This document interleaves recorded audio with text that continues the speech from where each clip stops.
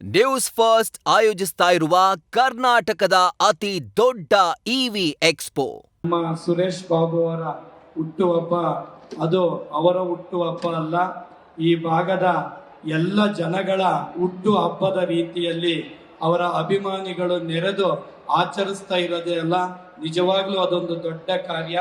ಈ ಒಂದು ಕಾರ್ಯದ ವಿಶೇಷವಾಗಿ ಜನಸ್ಪಂದನ ಶಕ್ತಿ 100ನೆಯ ವಾರದ ಆಚರಣೆಯ ಸಮಾರಂಭ, ಸರ್ಕಾರಿ ವಿವಿಧ ಸವಲತ್ತುಗಳ ವಿತರಣೆ ಹಾಗೂ ಬೃಹತ್ ಉಚಿತ ಆರೋಗ್ಯ ತಪಾಸಣಾ ಶಿಬಿರವನ್ನು ಆಯೋಜನೆ ಮಾಡಿರುವಂಥದ್ದು. ಮನುಷ್ಯನಿಗೆ ಬಸವಣ್ಣ ಒಂದು ಮಾತನ್ನ ಹೇಳ್ತಾರೆ, ಅರ್ಥ ರೇಖೆ ಇದ್ದು ಫಲವೇನಯ್ಯ, ಆರೋಗ್ಯ ರೇಖೆ ಇಲ್ಲದನಕ್ಕ ಅಂತ ಒಂದು ಮಾತು ಹೇಳ್ತಾರೆ. ನಿಮಗೆ ಸಂಪತ್ತಿನ ರೇಖೆ ಇರಬಹುದು ಕೈಯಿನಲ್ಲಿ, ಆದ್ರೆ ಆರೋಗ್ಯ ರೇಖೆ ಇಲ್ಲ ಅಂದ್ರೆ ಆ ಸಂಪತ್ತು ಏನು ಉಪಯೋಗ ಇಲ್ಲ, ಅದನ್ನ ಊಟ ಮಾಡಕ್ ಆಗೋದಿಲ್ಲ ಅಂತ ಬಸವಣ್ಣ ಅವತ್ತೇ ಹೇಳಿದರೆ. ಅಂತಹ ಈ ಕ್ಷೇತ್ರದ ಜನಗಳಿಗೆ ಆರೋಗ್ಯವನ್ನ ಕೊಡಬೇಕು ಅನ್ನುವಂಥ ದೃಷ್ಟಿಯಿಂದ ಎಲ್ಲ ವರ್ಗದ ಬಡ ಬಂಧುಗಳಿಗೆ ಇವತ್ತು ಸುರೇಶ್ ಬಾಬಣ್ಣನವರು ಮಾಡ್ತಾ ಇರುವಂತ ಕಾರ್ಯ ಅದು ಶ್ಲಾಘನೀಯವಾಗಿರುವಂಥದ್ದು. ಆದ್ರೆ ಅವರು ಇದೊಂದೇ ಮಾಡ್ತಾ ಇಲ್ಲ, ಇದರ ಜೊತೆಗೆ ಶಿಕ್ಷಣಕ್ಕೆ ಹೆಚ್ಚು ಆದ್ಯತೆಯನ್ನ ಕೊಡುವಂಥದ್ದು. ಅದಕ್ಕೆ ಒಬ್ಬ ಸಂಸ್ಕೃತಕಾರ ಹೇಳ್ತಾನೆ, ಅನ್ನದಾನಂ ಪರಂ ದಾನಂ ವಿದ್ಯೆದಾನಂ ಅತಃ ಪರಂ, ಅನ್ನೇನ ಕ್ಷಣಿಕ ತೃಪ್ತಿ ಯಾವ ಜೀವಂಚ ವಿದ್ಯ. ಅನ್ನ ಭೌತಿಕವಾದ ಹೊಟ್ಟೆಯನ್ನ ತುಂಬಿಸುವಂಥದ್ದು, ಅನ್ನೇನ ಕ್ಷಣಿಕ ತೃಪ್ತಿ, ಅದು ಬೆಳಗ್ಗೆ ಪ್ರಸಾದ ಮಾಡಿದ್ರೆ ಮಧ್ಯಾಹ್ನ ಹೊಟ್ಟೆ ಹಸಿತತೆ, ಮಧ್ಯಾಹ್ನ ಪ್ರಸಾದ ಮಾಡಿದ್ರೆ ಸಂಜೆ ಹೊಟ್ಟೆ ಹಸಿತತೆ.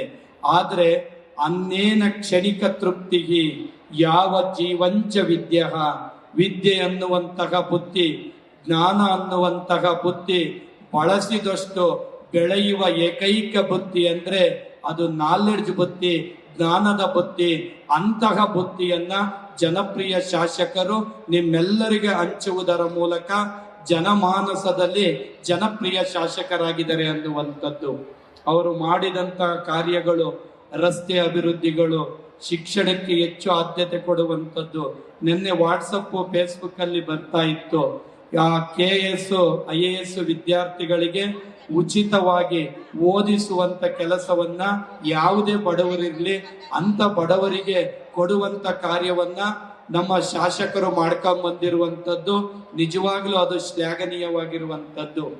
ಎಲ್ಲ ವರ್ಗದ ಬಡವರಿಗೆ ಸರ್ವರಿಗೂ ಸಮಪಾಲು, ಸರ್ವರಿಗೂ ಸಮಬಾಳು ಅನ್ನುವಂತಹ ಇಂಡಿಯನ್ ಕಾನ್ಸ್ಟಿಟ್ಯೂಷನ್ ತತ್ವವನ್ನ ನಮ್ಮ ಜನಪ್ರಿಯ ಶಾಸಕರು ಚಿಕ್ಕನಾಯಕನಹಳ್ಳಿಯಲ್ಲಿ ಅನುಷ್ಠಾನಕ್ಕೆ ಗೊಳಿಸ್ತಾ ಇರುವಂತದ್ದು. ನಾನು 1 ತಿಂಗಳ ಕೆಳಗಡೆ ಪೂಜ್ಯರ ನೆಡೆ ಭಕ್ತರ ಮನೆಗಳ ಕಡೆಗೆ ಅಂದ್ಬಿಟ್ಟು 83 ಹಳ್ಳಿಗಳಿಗೆ ಭೇಟಿ ಕೊಟ್ಟೆ. ಹೋದಂತ ಸಂದರ್ಭದಲ್ಲಿ ರಸ್ತೆಗಳ ಅಭಿವೃದ್ಧಿ ಮತ್ತೆ ಎಲ್ಲ ಸಮುದಾಯಗಳಿಗೆ ಆರ್ಥಿಕವಾಗಿ, ಸಾಮಾಜಿಕವಾಗಿ, ಬೌದ್ಧಿಕವಾಗಿ ಒಂದು ಶಕ್ತಿಯನ್ನ ತುಂಬುವುದರ ಮೂಲಕ ಮನೆ ಮಾತಾಗಿರುವಂತ ಶಾಸಕರು ಅವ್ರು ಹೇಳ್ತಿದ್ದಾರೆ, ಸ್ವಾಮೀಜಿ ಸಾಹೇಬರು ಎಲ್ಲರಿಗೂ ಒಂದು ಸಮಾನತೆಯಲ್ಲಿ ಶಿಕ್ಷಣವನ್ನ ಕೊಡ್ತಿದ್ದಾರೆ ಅಂತ. ಆದ್ರೆ 5 ತತ್ವಗಳನ್ನ ಇಟ್ಕೊಂಡಿದ್ದಾರೆ ಸುರೇಶ್ ಬಾಬು ಅವರು. 1 ಶಿಕ್ಷಣ, 2ನೇದು ಉದ್ಯೋಗ, 3ನೇದು ಸಂಘಟನೆ, 4ನೇದು ಹೋರಾಟ, 5ನೇದು ಶುದ್ಧ ಆಧ್ಯಾತ್ಮ ಮತ್ತು ಸಮಾಜ ಸೇವೆ ಅನ್ನುವಂತ 5 ಮಂತ್ರಗಳನ್ನ ಇಟ್ಕೊಂಡು ಈ ತಾಲೂಕನ್ನ ಅಭಿವೃದ್ಧಿ ಮಾಡ್ತಾ ಇದ್ದಾರೆ. ನಿಜವಾಗ್ಲೂ ಅವರ ಹಿಂದೆ ನಮ್ಮ ಕುಮಾರಸ್ವಾಮಿ ಅವರು ನಿಂತು ಕೆಲಸವನ್ನ ಮಾಡಿರುವಂತದ್ದು. ಅವರು ಯಾವತ್ತೂ ಸಹ ನಮ್ಮ ಮಾಜಿ ಮುಖ್ಯಮಂತ್ರಿಗಳ ಮಾತನ್ನು ಯಾವತ್ತೂ ತೆಗೆದಾಕಿಲ್ಲ. ಅವರ ಹಣತೆಯಂತೆ ನಡೀತಾ ಇರುವಂತದ್ದು. ಮಣ್ಣ ಹಣತೆ, ಸಣ್ಣ ಬತ್ತಿ, ಮೆಲ್ಲೆ ಎಣ್ಣೆ, ನನ್ನ ಗುಡಿಸಲ ಜ್ಯೋತಿಯೇ, ಮೆಲ್ಲ ಮೆಲ್ಲಾಕ ಉರಿಯೇ, ಮೆಲ್ಲ ಮೆಲ್ಲಾಕ ಉರಿಯ ಪರಂ ಜ್ಯೋತಿ ಅನ್ನುವಂತ ಹಣತೆಯಂತೆ ಕೆಲಸ ಮಾಡ್ತಾ ಇರುವಂತದ್ದು. ಕುಮಾರಸ್ವಾಮಿ ಅವರು ಒಂದು ಮಾತನ್ನ ಕೊಟ್ರೆ ಅವರು ಯಾವತ್ತೂ ತಪ್ಪಿದವರಲ್ಲ, ಅದನ್ನ ನಡೆಸ್ತಾರೆ ಅನ್ನುವಂಥದ್ದನ್ನ ಸುರೇಶ್ ಬಾವರ ಭಾವದಲ್ಲಿ ನಾವು ಕಾಣುವಂಥದ್ದು. ಅವ್ರು ಈ ಹಿಂದೆ ಲೋಕಸಭೆ ಎಲೆಕ್ಷನ್ ನಡೆದಾಗ ಚಿತ್ರದುರ್ಗ, ತುಮಕೂರು ಒಂದು ಮಾತನ್ನ ಹೇಳಿದ್ರು, ಕಾಡುಗೊಲ್ಲರನ್ನ ಎಷ್ಟಿಗೆ ಸೇರಿಸ್ತೀವಿ, ನೀವೆಲ್ಲರೂ ಕೈಯನ್ನ ಎತ್ತಿ ಒಂದು ಮಾಡಬೇಕು ಅಂತ. ಅದೇ ರೀತಿ ಸಮಾಜದವರೆಲ್ಲ ಮಾಡಿದರೆ. ನಮ್ಮ ದೊಡ್ಡಗೌಡರು, ಮಾಜಿ ಪ್ರಧಾನಿಗಳು ದೇವೇಗೌಡರವರು ಕುಮಾರಣ್ಣನವರು ಮತ್ತೆ ಸುರೇಶ್ ಬಾಬುರವರು ಮೂವರು ಮನಸ್ಸು ಮಾಡಿದ್ರೆ 100ಕ್ಕೆ 100 ಎಷ್ಟೇ ಆಗುತ್ತೆ ಅನ್ನುವಂಥದ್ದು ನಮಗೆಲ್ಲರಿಗೂ ಆತ್ಮವಿಶ್ವಾಸ ಇದೆ ಅನ್ನುವಂಥದ್ದು. ಅದನ್ನು ಮಾಡೇ ಮಾಡ್ತಾರೆ. ಅದಾದ್ರೆ ಮುಂದಿನ CM ಕುಮಾರಸ್ವಾಮಿನೇ ಆಗ್ತಾರೆ ಅನ್ನುವಂಥದ್ದು ನಮ್ಮೆಲ್ಲರ ಆಶಯ ಇದೆ ಅನ್ನುವಂಥದ್ದು. ಅಷ್ಟೇ ಅಲ್ಲ, ಇವತ್ತು ಮಾಡುವಂತಿರಬೇಕು, ಮಾಡದಂತಿರಬೇಕು, ಮಾಡುವ ಮಾಟದೊಳಗೆ ತಾನಿಲ್ಲದಂತಿರಬೇಕು, ಕೂಡಲ ಸಂಗನ ಶರಣರ ನೆನೆಯುತ್ತ ನೆನೆಯುತ್ತ ನೆನೆಯದಂತಿರಬೇಕು. ಆ ರೀತಿಯಾಗಿ ಅವರು ಸೇವೆಯನ್ನ ಮಾಡ್ತಾ ಇದ್ದಾರೆ. ಬಲಗೈಯಲ್ಲಿ ಮಾಡಿದ ಸೇವೆ ಎಡಗೈಗೆ ಗೊತ್ತಾಗದ ಹಾಗೆ, ಎಡಗೈಯಲ್ಲಿ ಮಾಡಿದ ಸೇವೆ ಬಲಗೈಗೆ ಗೊತ್ತಾಗದ ಹಾಗೆ ಕೆಲಸವನ್ನ ಮಾಡಿಕೊಂಡು ಬರ್ತಾ ಇರುವಂತದ್ದು.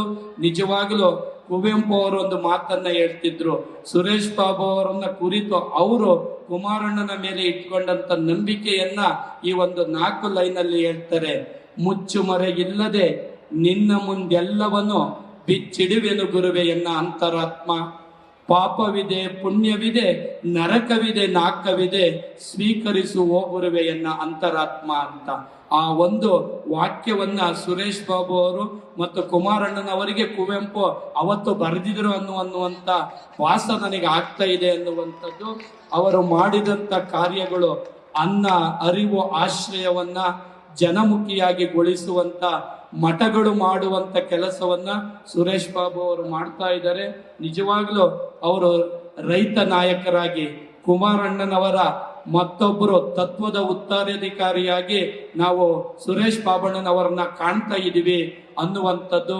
ಅದಕ್ಕೆ ಅವರನ್ನ ಕುಮಾರಣ್ಣನವರು ನಿಜವಾಗ್ಲೂ ಒಂದು ವಿಶೇಷ ಅಂದ್ರೆ ಜನತಾ ದಳದ ಮತ್ತೆ ವಿಶೇಷವಾದ ನಾಯಕರನ್ನಾಗಿ ಮಾಡಿರುವಂಥದ್ದು ಇದೆಯಲ್ಲ, ಶಾಸಕಾಂಗದ ನಾಯಕರನ್ನಾಗಿ ನಿಜವಾಗ್ಲೂ ಅದು ಒಂದು ಸಾರ್ಥಕವಾಗಿರುವಂಥದ್ದು. ಜಾತ್ಯತೀತ ತತ್ವಗಳನ್ನ ಮೈಗೂಡಿಸಿಕೊಂಡು ಇವ ನಮ್ಮವನೆಂಬ ತತ್ವದ ಅಡಿಯಲ್ಲಿ ಸಮಾಜ ನಿರ್ಮಾಣಕ್ಕೆ ಆದ್ಯತೆಯನ್ನು ಕೊಟ್ಟಿದ್ದಾರೆ.